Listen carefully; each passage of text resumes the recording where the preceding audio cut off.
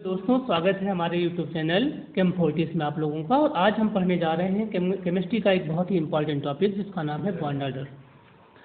Bond order एक ऐसा concept है केमिकल बॉन्डिंग का जिसको आप ऑर्गेनिक केमिस्ट्री में, इनऑर्गेनिक केमिस्ट्री में, कोऑर्डिनेशन केमिस्ट्री में, रिएक्शन मैकेनिज्म में हर जगह अप्लाई कर सकते हैं। और आज हम लोग सीखेंगे कि एक्चुअल में बॉन्ड ऑर्डर होता क्या है। हम जानते हैं कि जो बॉन्ड ऑर्डर है वो actual number of bond between any two atoms, किन्हीं दो एटम के बीच में कितने नंबर ऑफ एक्चुअल बॉन्ड होते हैं उनको हम बॉन्ड ऑर्डर कहते हैं। और बॉन्ड ऑर्डर का कॉन्सेप्ट मॉलिक्यूलर ऑर्बिटल थ्योरी से आता है। मॉलिक्यूलर ऑर्बिटल थ्योरी में जब हम पढ़ते हैं तो हम देखते हैं कि कुछ इलेक्ट्रॉन बॉन्डिंग में जाते हैं और कुछ इलेक्ट्रॉन एंटी बॉन्डिंग में जाते हैं।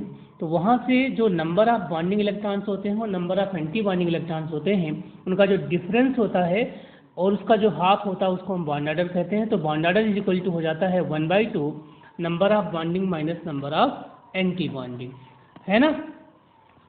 Number of bonding minus number of anti bonding. आइए हम देखते हैं इसके कुछ ऐसे ट्रिक्स जिससे आप bond order with in second बहुत आसानी से निकाल पाएंगे।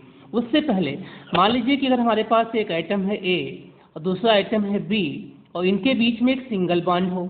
अगर इनके बीच में एक सिंगल बॉन्ड है तो अगर सिंगल बॉन्ड है तो इसका मतलब कि बॉन्ड ऑर्डर हमारा क्या होना चाहिए, 1 होना चाहिए। अगर कोई दो एटम्स हमारे पास हैं जिनके बीच में 2 बॉन्ड बना दिए गए हैं तो इनका बॉन्ड ऑर्डर होना चाहिए कितना, 2 होना चाहिए। अगर हमारे पास कोई ए और बी के बीच में 3 बॉन्ड हैं तो इनका बॉन्ड ऑर्डर होना कितना चाहिए, 3। लेकिन कई सारे ऐसे केसेस में जिसमें बॉन्ड जितने दिखते उतने बॉन्ड ऑर्डर नहीं होते। इसका मतलब कि एक्चुअल नंबर ऑफ बॉन्ड अलग हुआ करते हैं, क्योंकि अगर कहीं पर बॉन्ड ऑर्डर 0.5 होता है तो भी उसमें एक बॉन्ड ही दिखा देते हैं। तो उन सारी प्रॉब्लम से बचने के लिए हम इसके कुछ ट्रिक्स सीखेंगे आज, जिससे हम आसानी से बॉन्ड ऑर्डर को बता पाएँ। जैसे मान लीजिए कि अगर आपके पास कार्बन मोनोऑक्साइड है तो इसका तो बॉन्ड ऑर्डर इसमें 3 हो गया बहुत आसानी से। लेकिन जब इससे एक पॉजिटिव आ जाता है, CO+ बनता है, तो इसका हो जाता है बॉन्ड ऑर्डर 3.5। अब ये कैसे हो रहा है, इन सारी चीज़ों को हम लोग सीखेंगे। नाइट्रोजन हमारे पास ट्रिपल बॉन्ड नाइट्रोजन है तो इसका जो बॉन्ड ऑर्डर है वो क्या है, 3 है। लेकिन जैसे ही नाइट्रोजन पे आप पॉजिटिव लेके आते हैं तो इसका जो बॉन्ड ऑर्डर है हो जाता है 2.5। एक बात और जो सबसे इम्पॉर्टेंट है वो हम यहाँ से देख सकते हैं कि अगर हमारे पास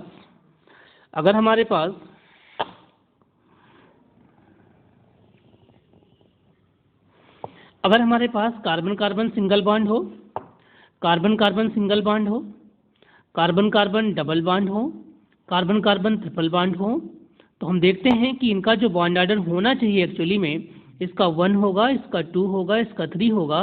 और यहाँ पे जो इनका बॉन्ड लेंथ बनेगा कार्बन कार्बन सिंगल बॉन्ड का होगा 1.54 एंगस्ट्रॉम होता है और कार्बन कार्बन डबल बॉन्ड का होता है 1.34 एंगस्ट्रॉम होता है और कार्बन कार्बन ट्रिपल बॉन्ड का होता है 1.20 एंगस्ट्रॉम होता है। तो जैसे जैसे बॉन्ड ऑर्डर बढ़ता है, वैसे वैसे बॉन्ड लेंथ क्या होता है, घटता चला जाता है।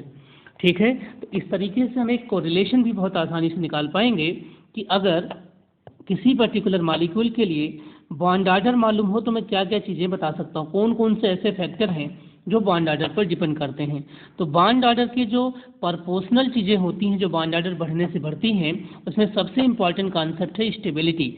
अगर बॉन्ड ऑर्डर ज़्यादा हुआ तो मॉलिक्यूल ज़्यादा स्टेबल हुआ, बॉन्ड ऑर्डर 0 हुआ तो मॉलिक्यूल एग्जिस्ट ही नहीं करेगा, उसके एग्जिस्टेंस पे ही सवाल हो जाएगा। कई बार क्वेश्चन आते हैं कि ये मॉलिक्यूल एग्जिस्ट करेगा या नहीं करेगा, इसका मतलब हमसे पूछना चाह रहा है उसका बॉन्ड ऑर्डर निकालिए। अगर बॉन्ड ऑर्डर 0 आ गया तो मॉलिक्यूल एग्जिस्ट नहीं करता है, और अगर बॉन्ड ऑर्डर कुछ भी आ गया 0.5, 1.52 तो मॉलिक्यूल एग्जिस्ट करेगा। तो यहाँ पे सबसे पहले हम लिखने वाले हैं स्टेबिलिटी। स्टेबिलिटी को हिंदी में अस्थायित्व कहा जाता है। उसके बाद आता है दूसरा टर्म बॉन्ड लेंथ। अगर बॉन्ड ऑर्डर ज़्यादा है तो बॉन्ड लेंथ कम होगा, और अगर बॉन्ड लेंथ कम होगा तो बॉन्ड एनर्जी ज़्यादा होगी, और बॉन्ड एनर्जी ज़्यादा होगी तो उस बॉन्ड को तोड़ने के लिए फ्रीक्वेंसी की ज़्यादा ज़रूरत पड़ेगी, तो बॉन्ड फ्रीक्वेंसी भी क्या होगी, ज़्यादा हो जाएगी। इस तरीके से हम बॉन्ड ऑर्डर से बहुत सारे फैक्टर्स को बहुत आसानी से निकाल सकते हैं। आज हम यहाँ पर ट्रिक के माध्यम से ही बॉन्ड ऑर्डर निकालना सीखेंगे। हम हेमोडायग्राम जैसे बड़े कॉन्सेप्ट को यहाँ पर नहीं यूज करने वाले, जिससे किसी भी मॉलिक्यूल को विद इन सेकेंड हम आसानी से बॉन्ड ऑर्डर बता पाएँ। अगर हमारे पास 3 मॉलिक्यूल दे दिए जाए, उनसे कहा जाए कि इनके बॉन्ड ऑर्डर दिए गए हैं आप उनको बताइए कि कौन स्टेबल होगा कौन नहीं होगा। तो मान लीजिए आपके पास H2 मॉलिक्यूल है, H2 मॉलिक्यूल में नंबर ऑफ इलेक्ट्रॉन्स कितने होते हैं, 2 होते हैं। तो इसका जो इलेक्ट्रॉनिक कॉन्फ़िगरेशन होगा सिग्मा 1s2 होगा और सिग्मा स्टार 1s0 होगा। यहाँ से अगर हम बॉन्ड ऑर्डर का फार्मूला यूज करें तो जो बॉन्ड ऑर्डर का फार्मूला होगा वो हो जाएगा हमारा 1/2 2 माइनस 0, सिंपली कितना हो गया 1। इससे पता लगता है कि हाइड्रोजन के अंदर एक बॉन्ड है। ऐसे ही अगर आप H2 प्लस का निकालते हैं तो H2 प्लस में नंबर ऑफ इलेक्ट्रॉन्स कितने हैं, 1 है। नंबर ऑफ इलेक्ट्रॉन इसमें कितने हैं, 1 है। तो यहाँ पर जो सिग्मा 1s1 हो जाएगा और सिग्मा स्टार 1s0 हो जाएगा। तो जो बॉन्ड ऑर्डर बनेगा हमारा वो बनेगा 1/2 1 माइनस 0 होगा, यहाँ से 0.5 आ जाएगा।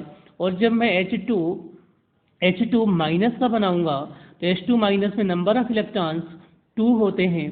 तो इसका जो इलेक्ट्रॉनिक कॉन्फ़िगरेशन बनेगा किसका, H2 माइनस वाले का, तो H2 माइनस का जो इलेक्ट्रॉनिक कॉन्फ़िगरेशन बनता है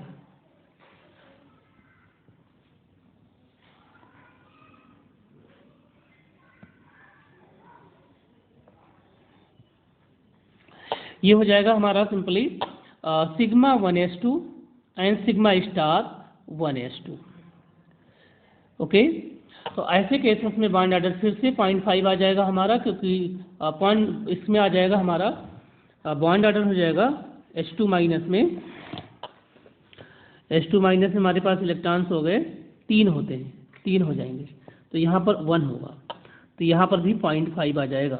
अब अगर मुझसे कोई बोले कि इसमें सबसे ज़्यादा स्टेबल कौन होगा, तो जिसका बॉन्ड ऑर्डर ज़्यादा, तो H2 का बॉन्ड ऑर्डर बहुत ज़्यादा है। कितना है, 1 है। इन दोनों के बराबर है, तो बराबर वाले में वो स्टेबल होता है जिसमें एंटी बॉन्डिंग में इलेक्ट्रॉन्स ना हो। तो H2 प्लस हो जाएगा और फिर H2 माइनस हो जाएगा। ये ऑप्शंस बनेंगे। इसके बाद आते हैं हम ट्रिक्स पर सीधे। जब हम बात ट्रिक्स की करेंगे तो हमारे पास 2 तरीके के केसेस एग्जिस्ट करेंगे। जब हम इसके एक ट्रिक की बात करने वाले हैं तो ट्रिक में अगर हम देखेंगे तो हम देखते हैं कि जो 2 कैटेगरी बनती है, जैसा कि हमने हेमोडायग्राम में भी पढ़ा है। अब उस ट्रिक्स को समझिए। 2 कैटेगरी हम लोग बनाते हैं।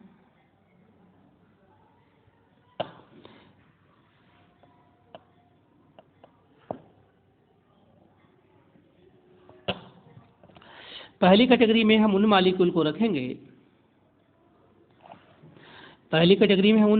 रखेंगे, जिनके पास नंबर ऑफ इलेक्ट्रॉन्स क्या हों, 14 या 14 से ज़्यादा तो हों,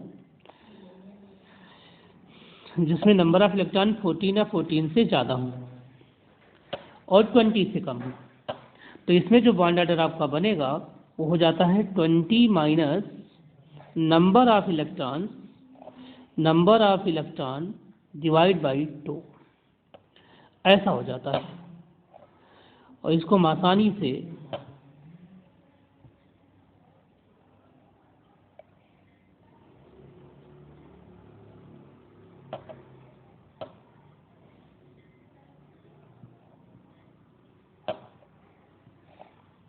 ये फार्मूला बन गया। और जो दूसरा हमारे पास केस है उसमें जो नंबर ऑफ इलेक्ट्रॉन्स हैं वो 8 से तो ज़्यादा होंगे और 14 या 14 से कम होंगे। अगर ऐसे हैं तो जो बॉन्ड ऑर्डर बनेगा आपका वो हो जाएगा नंबर ऑफ इलेक्ट्रॉन्स -8/2। तो ये जो हमारे पास बना ये वाला फार्मूला बनेगा सीधा।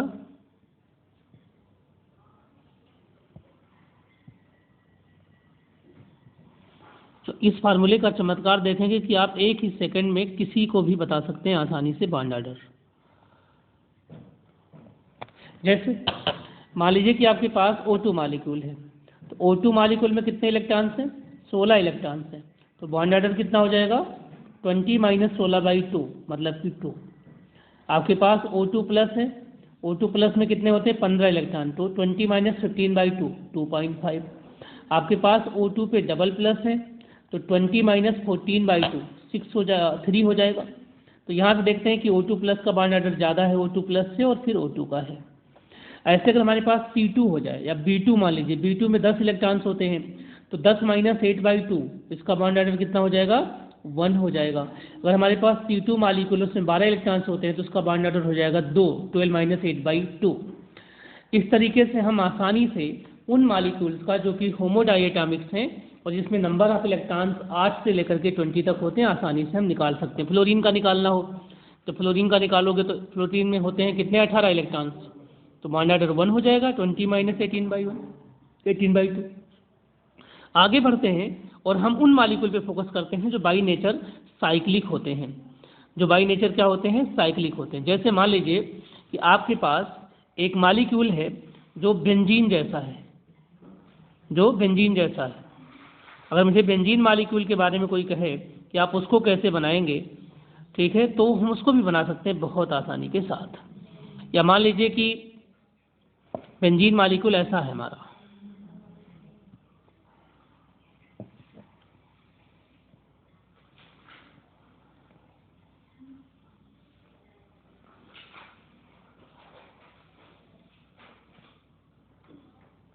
ये बेंजीन मालिक्यूल हो गया।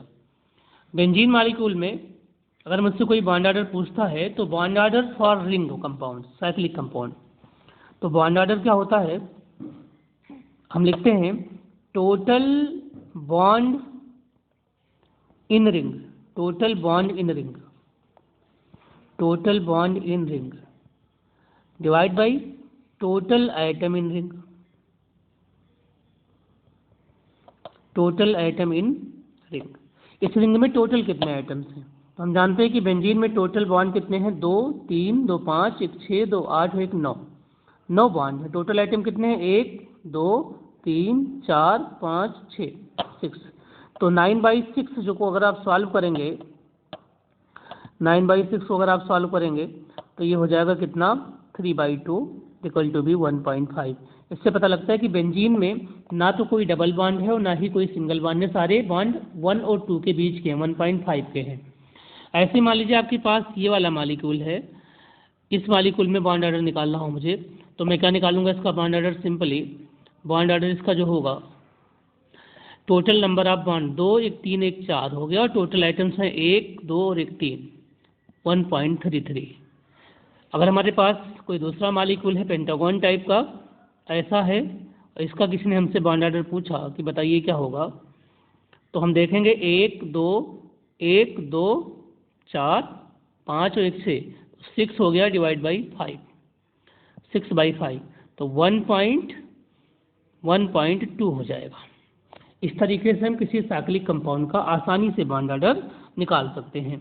अब आते हैं उन कंपाउंड का जिन कंपाउंड्स में पॉली एटम्स होते हैं, मल्टी एटम्स होते हैं। तो अगर हमारे पास कोई पॉली एटॉमिक सिस्टम्स हो गया तो वो एमओ थ्योरी से बना पाना बहुत मुश्किल होता है उनका बॉन्ड ऑर्डर। हमारे पास जो ट्रिक है वो ट्रिक से आप बहुत आसानी से निकाल सकते हैं इनको।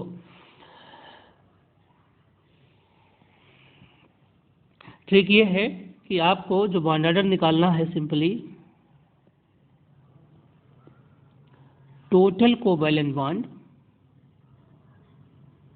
Total covalent bond divide by total attach atom, total surrounding atoms.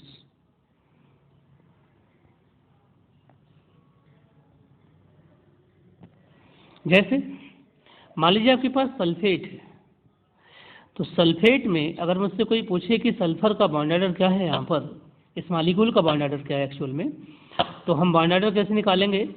Sulphur के पास टोटल बॉन्ड है 2, 1, 3, 2, 5 और 1, 6, 6 टोटल कोवैलेंट बॉन्ड है और अटैच आइटम्स हैं 4, तो 6/4 हो जाएगा 1.5। अगर मुझसे कोई पूछता है कि CO2 के आप बता दीजिए बॉन्ड ऑर्डर, तो इसका जो बॉन्ड ऑर्डर आपका होगा ये हो जाएगा टोटल 4 बॉन्ड है और टोटल आइटम अटैच हैं 2, तो 2 हो जाएगा। और मुझसे कोई कार्बोनेट का पूछता है कि कार्बोनेट का बता दीजिए क्या होगा बॉन्ड ऑर्डर, तो हो जाएगा 2, 1, 3, 1, 4, 4/3, 1.33। इस तरीके से हम किसी भी मालिक्यूल का, चाहे वो साइक्लिक मालिक्यूल्स हों, चाहे वो हमारे पॉलीएटॉमिक मालिक्यूल हों, चाहे वो मालिक्यूल्स हमारे होमोडायटॉमिक ही क्यों ना हो, उनका हम बॉन्ड ऑर्डर आसानी से बता सकते हैं। और फिर अगर बॉन्ड ऑर्डर बता पाएंगे तो हम स्टेबिलिटी बता पाएंगे और उससे बॉन्ड लेंथ के ऑर्डर में भी अरेंज कर पाएंगे। इस पर हम नेक्स्ट वीडियो में सीखेंगे कि कार्बन मोनोऑक्साइड का बॉन्ड ऑर्डर कैसे निकालते हैं, क्यों उसमें एक्सेप्शनल सा दिखता है CO का। और थैंक यू सो मच। आप लोग प्लीज़ चैनल को सब्सक्राइब कर दीजिएगा और लाइक कर दीजिएगा।